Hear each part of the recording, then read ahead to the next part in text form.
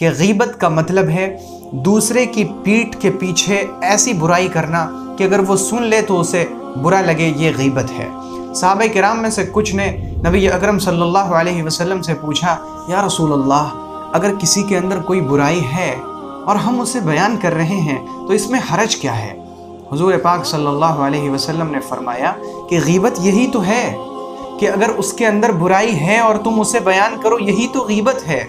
اگر اس کے اندر وہ برائی نہ ہو جو تم بیان کر رہے ہو، پھر تو یہ بہتان ہے، پھر تو یہ الزام ہے، پھر تو یہ تہمت ہے، یہ تو اور بڑا گناہ ہے۔ تو غیبت کا مطلب ہے کہ کسی کے اندر کوئی برائی ہو اور ہم اسے اس طرح بیان کریں کہ اگر وہ جان لے یا سن لے تو اسے برا لگے، اور یہ غیبت زنا سے زیادہ سخت گناہ ہے۔ غیبت چند صورتوں میں جائز ہے، چند مقامات ایسے ہیں جہاں پر غیبت کرنا جائز ہے۔ مثلا اگر کوئی شخص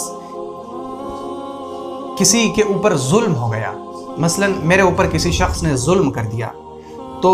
ظلم کرنے والے نے میرے ساتھ برا کیا، اب میں اگر اس کی شکایت کسی افسر کے پاس، کسی حاکم کے پاس، کسی عدالت میں کروں تو یہ غیبت نہیں ہے۔ حالانکہ ہم اس کی برائی کر رہے ہیں لیکن یہ غیبت نہیں ہے، اسے کہتے ہیں شکوہ کرنا، شکایت کرنا، تاکہ مجھ پر جو ظلم ہوا ہے اس کی تلافی ہو سکے۔ اس طرح سے یہ چیز غیبت میں داخل نہیں ہوتی۔ دوسری چیز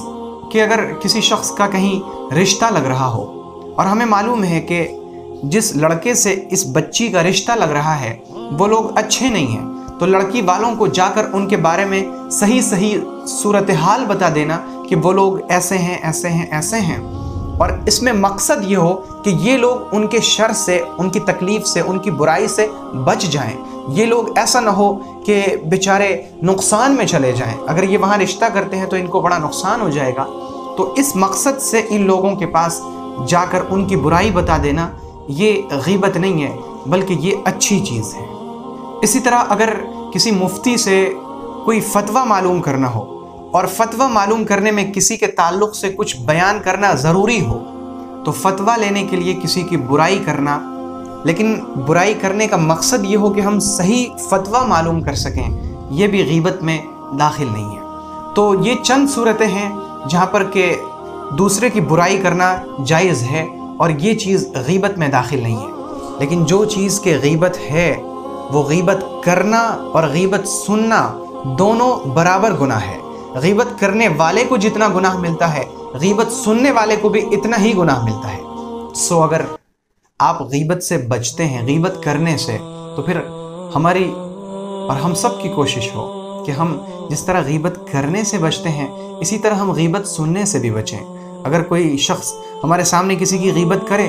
تو ہم اسے کہہ دیں کہ بھائی آپ اپنی بات کریں،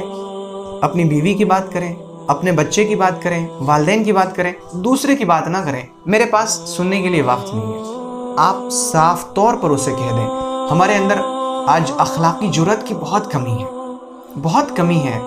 اخلاقی طور پر ہمارے اندر جرأت نہیں ہے، صاف گوئی ہمارے اندر ہے ہی نہیں، صاف گوئی بالکل ختم ہوتی جا رہی ہے۔ تو ہم اس صاف گوئی کے ساتھ، صاف گوئی سے ہم کام لیں، ہم اخلاقی جرأت کا مظاہرہ کریں، ہم کہہ دیں کہ میں اللہ کی نافرمانی نہیں کر سکتا، میں آپ کی غیبت سن کر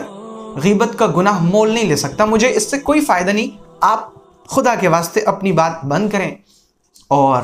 میں جس طرح غیبت کرنا نہیں چاہتا اسی طرح میں چاہتا ہوں کہ غیبت سے میرے کان بھی گندے نہ ہوں، اس لیے مجھے معاف کیجئے اور غیبت کو بند کیجئے۔ تو ہم اس طرح سے غیبت کرنے سے بھی بچیں گے انشاءاللہ، اور غیبت سننے سے بھی بچیں گے۔ تو یہ غیبت کرنا ایک مرض ہے جسے ہمیں اپنے اندر سے باہر نکال پھینکنا چاہیے۔ اگر آپ کو یہ ویڈیو پسند آئی تو ویڈیو کو لائک کریں اور اسے اپنے دوست و احباب میں شیئر کریں، اور تازہ فکر سے جڑے رہنے کے لیے چینل کو ضرور سبسکرائب کریں، اور نئی ویڈیو سب سے پہلے پانے کے لیے گھنٹی کا بٹن دبائیں۔